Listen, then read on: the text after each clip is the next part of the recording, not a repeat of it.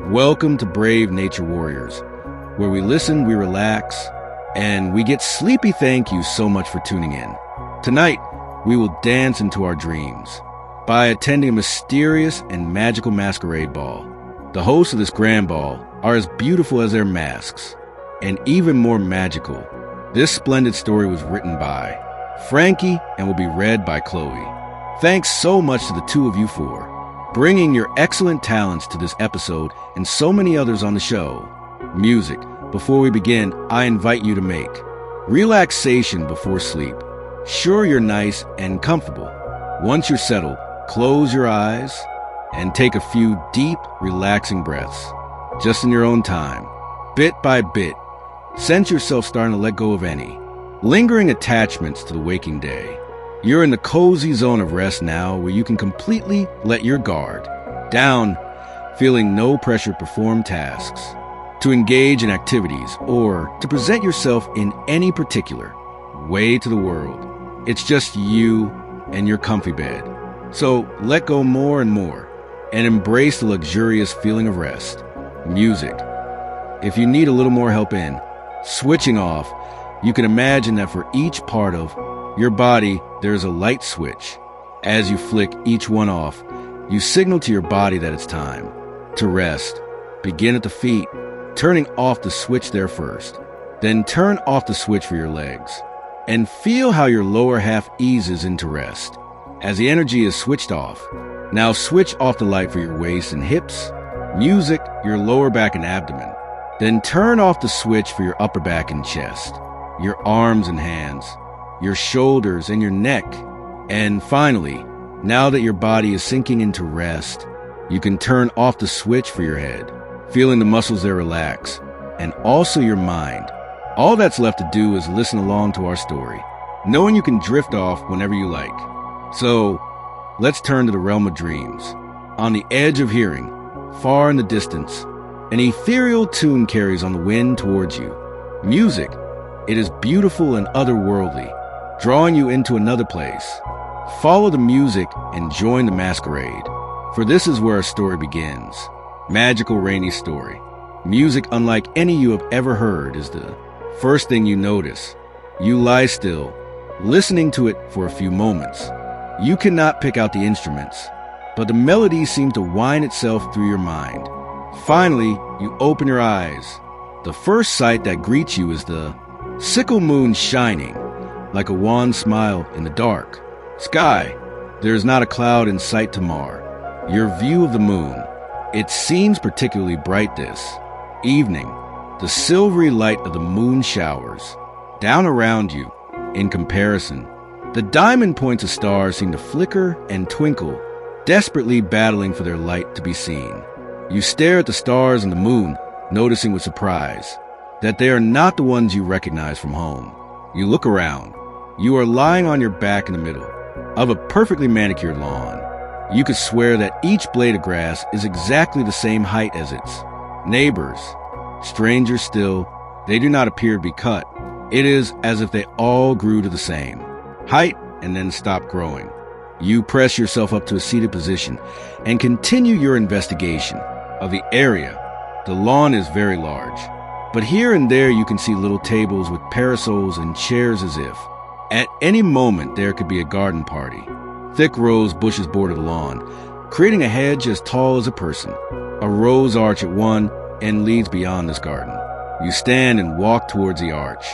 The scent of the evening air and the roses wafts about you as you walk across the lawn.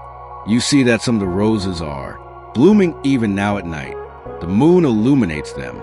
The roses come in nearly every color imaginable. They seem to melt into one another.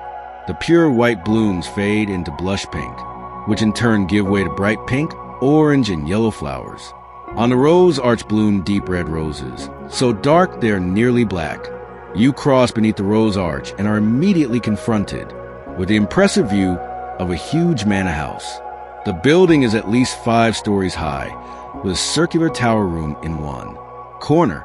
The ground floor is dominated by 2-story high windows. They are lit from within by an inviting and cheerful golden light. Even at a distance, you can see figures moving around behind the windows, as if drawn by an invisible tether. You find yourself drifting towards the lights and sound. The music that has enticed you since you opened your eyes is clearer and stronger. Here, it is coming from this most impressive and alluring building. As you get closer, you realize that there are hundreds of figures moving about within. They are all dressed in the most fabulous clothes. They twirl and flit around the room, clearly dancing to the music. You barely register the golden door and the attendant standing beside it until you are just feet from them. The attendant is dressed in royal blue and gold.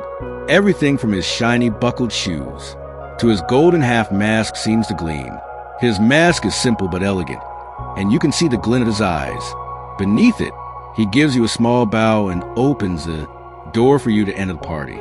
As soon as you cross the threshold of the ballroom, you feel the sensation of a warm breeze pass over your body. You feel the gentle pressure of a mask on your face and look down to see your clothes have changed. You are wearing the most beautiful outfit you have ever seen. You spin around to look at yourself in the reflection of the windows. The person who stares back at you from beneath a full mask is one you barely recognize. Your clothes are a deep emerald green, embroidered here and there with what look like real emeralds woven into the shape of leaves. Your mask covers your whole face. It is mostly green, though huge ruby red roses bloom from it. The roses are also found at your shoulders and down your sleeves. You look like a rose vine come to life. You turn back to the party, finally able to get a good look at your fellow guests. Every single one of them also wears a mask. Many of them glide across the floor in pairs or on their own, dancing to the music. Others line the walls, chatting in small groups or grazing at the long refreshment table. In the center of the room, there is a raised dais. It supports half a dozen musicians, each playing a different instrument, none of which you recognize. The music they create seems to waft around the room like a haze. It is the perfect volume for dancing if you are amongst the dancers, and yet also a soft background volume when you step closer to the wallflowers. It infuses your mind, always there and never ending. The ballroom is the largest room you have ever seen. The ceiling is another story above you and is decorated with a magnificent fresco. It appears to be the garden of the world. Vegetation twists around in pleasing patterns. Between the plant borders are painted scenes of animals. Some are ones you can identify, such as stags, wolves, and hawks. Others are ones you have never seen before. A jackrabbit with antlers, fish with colorful butterfly wings, and a unicorn also gaze down at you from the ceiling. This twisting design centers around the grand chandelier in the middle of the room. It lights every corner of the ballroom. It looks like an upside-down golden spring has erupted from the ceiling. It flows out like water, exquisitely carved, and holding hundreds of fat white candles. The light it gives off fills you with a cheerful glow. The walls of the room appear to be hand-painted. Vines reach up from near the floor and twist up towards the ceiling. A few of them are accented in gold, which reflects the light of the chandelier, giving the entire ballroom an ethereal, shimmering quality. The floor is highly polished to reflect the light above and seems unscuffed by the hundreds of feet walking and dancing across it. You look straight down and catch a gasp in your throat. The floor is painted to look like the surface of a vast pond. To you, it looks like your fine green shoes are suspended over still water. You can see water grasses, colorful fish, and wide lily pads beneath your feet. In the glimmering candlelight, it almost seems as though the scene beneath you is moving. You turn your attention back to the dancers. The music presses on your mind and entices your body to move. The dancers seem to make a space amongst their number for you as your legs move, without your instructions. Before you know what's happening, you are winding through the other bodies, dancing with a grace that you have never felt before. Partners come and go as easily as the tides as you glide along the water-like floor. One moment, you are dancing with someone in an ornate peacock costume. The mask they wear is embellished with real peacock feathers that sway with the music. Behind them trails a long tail made of hundreds of peacock feathers, each one at least 6 feet long. Their mask has shimmering shades of green, blue, and purple, edged with gold, and comes to a pointed golden beak in the front. Before you can compliment your dance partner on their outfit, they are gone. As they disappear into the crowd of bodies, a silver fox takes their place. The fox mask before you has tufts of what looks like real fur at the ears. The silver pattern on the rest of the mask swirls like snowflakes in a winter storm. The mask is so remarkably beautiful that it takes several moments before you notice the puffy white tail your partner has. It seems to whip and curl playfully as the two of you make your way across the dance floor. Looking into the face of your partner, you notice fox-like eyes staring back at you. They are a curious shade of amber and seem to glow in the darkness of the mask. Again, before you can say anything, the silvery fox twirls away, and you find yourself before yet another masked person. This one is a beautiful butterfly. Their wings are so large that the other dancers give you to a wide berth. The wings contain every color in the rainbow and have a curious sheen to them. They look as delicate as spun glass. They even open and close gently as the dancer moves. Their mask is black with 2 glittering half-spheres where the eyes should be. 2 long and delicate black antennae curled gracefully from the top of the mask. It gives the impression of being carved from one huge chunk of onyx. Finally, the song seems to end and your partner leaves you. You take this opportunity to find some refreshment as you wander towards the long wall of the ballroom where refreshment tables stand. You peer at the other dancers. Their costumes, if they are indeed costumes, appear to be as lovely and intricate as those of your dance partners. There is something curious about the costumes. However, for instance, it may have been a trick of the light, but you're sure you saw the long tail of someone with a cat mask flick with uncharacteristic realism. A hawk masked person also appears to have made feathers on their ruff rise in annoyance briefly. You put the issue from your mind, suddenly very aware of how thirsty you are after the dancing. You approach the tables and are immediately dazzled by the collection of glittering tableware. Everything is made from pure shining crystal. The light from the chandelier shines through each piece, tossing rainbows around the walls, ceiling, and floor. They flit and dance as the other guests pick up glasses and plates. On every table, there is at least one huge crystal fountain. Each one contains a different drink that rushes cheerfully into a large serving bowl at the bottom of each fountain. The drinks are variously blue, pink, and pale green. They look light and refreshing. After your frenzied dancing, you pick up an ornate crystal goblet. It is expertly carved and lighter than you expected. You bring the cup to one of the bowls and delicately pour a couple of spoonfuls of the pink drink into the goblet with a crystal ladle. 1 or 2 of the other guests around you lift their own cups to you as you take your first sip. The liquid is perfectly chilled, though you have not seen any ice in the serving bowl. It dances over your tongue with a refreshing bright flavor that is not overpowering. After your first sip, you feel re-energized and ready for more dancing.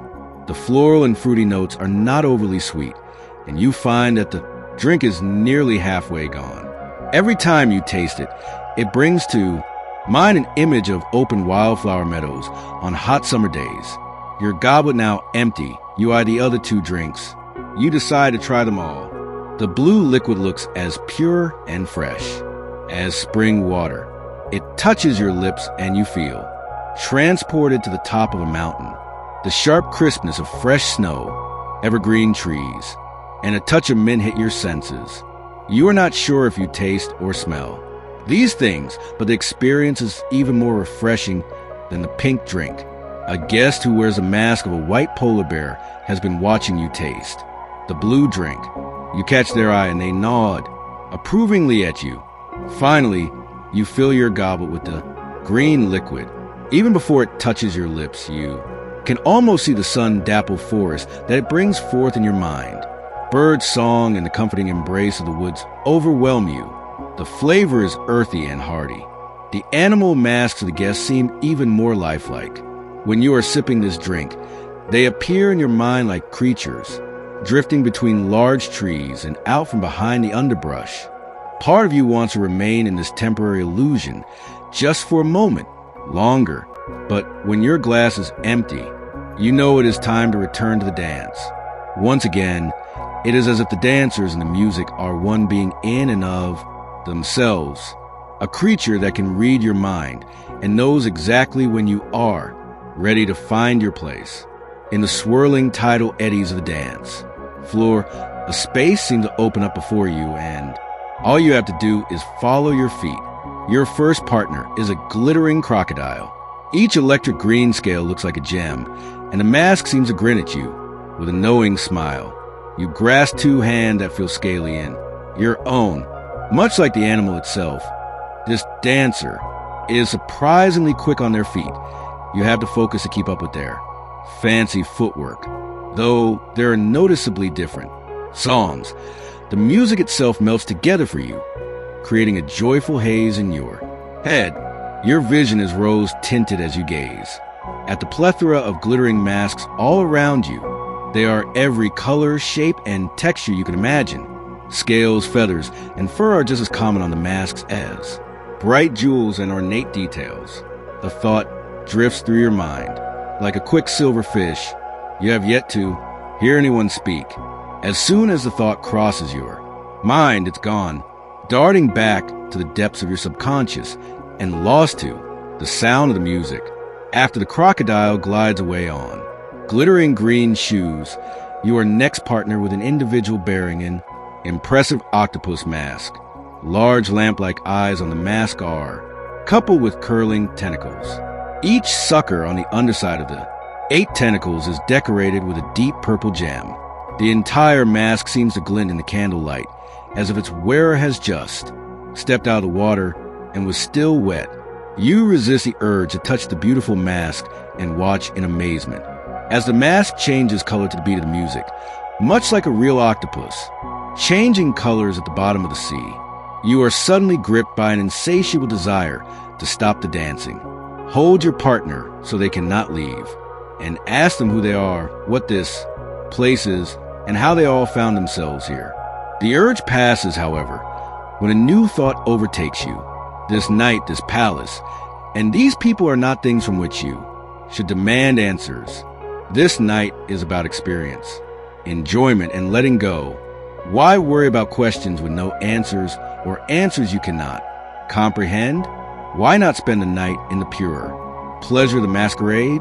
What other times in your life do you get to enjoy something so completely? This thought calmly laid across your mind like a warm blanket. You spin away from the octopus and into the arms of your next partner.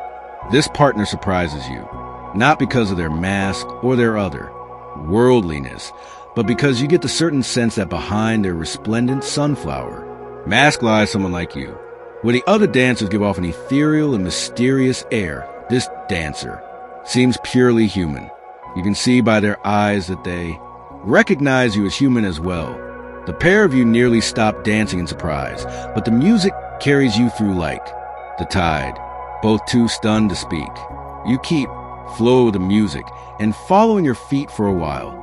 Finally, as one song drifts to an end and another fades into beginning, you both have the chance to slip off the dance floor.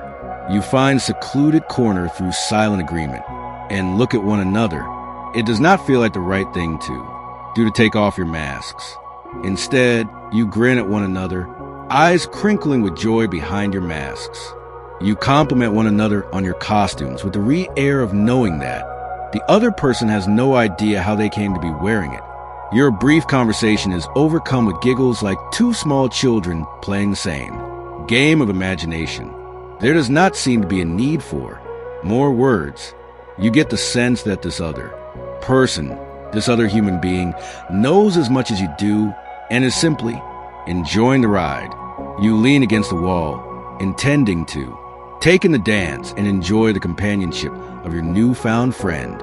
When the wall gives way slightly behind you, your companion grabs your arm to steady you. You both turn to inspect what you once thought was a wall.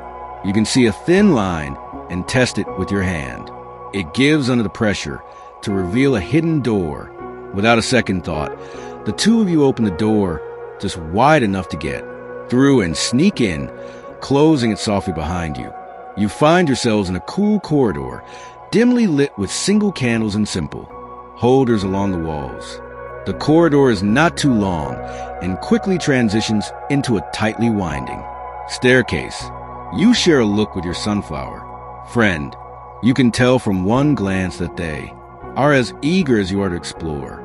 You start to climb the stairs. At regular intervals, there are long, thin, painless windows that reveal small slivers of the world outside the building. You catch glimpses of moon, even higher now and shining brightly. You see the rose garden in all its blooming glory. Through one window, you think you see a field of the tallest sunflowers you have ever laid eyes on. The cool night air blows through these windows and refreshes you from your night of frenzied dancing. Finally, you and your companion come to a door at the top of the stairs. It is a simple wooden door with a cast iron handle. You open it easily to reveal a wide stone balcony. You have ended up at the top of one of the towers. You get an uninhibited view of the dark land around this strange place. As your sunflower friend also peers around in wonder, a bright flash of light zooms past the tower and into the sky. A firework more colorful and bright than you have ever seen in your life explodes. Above you, before you can catch your breath, another appears in the sky. You and your companion stare in wonder and astonishment at the fireworks display. It is entirely unique and not like the ones you've seen in the past. The sound are softer and less jarring, while the colors, patterns, and reach of the fireworks are more fantastic. Suddenly, one bursts into the sky and becomes a blooming rose. Its petals change color as you watch before it fades into night sky. A moment later, a sunflower replaces it, shining even brighter than the real sun. You turn to your new friend, who returns your gaze. Both of you laugh and hope in your hearts that this masquerade never ends.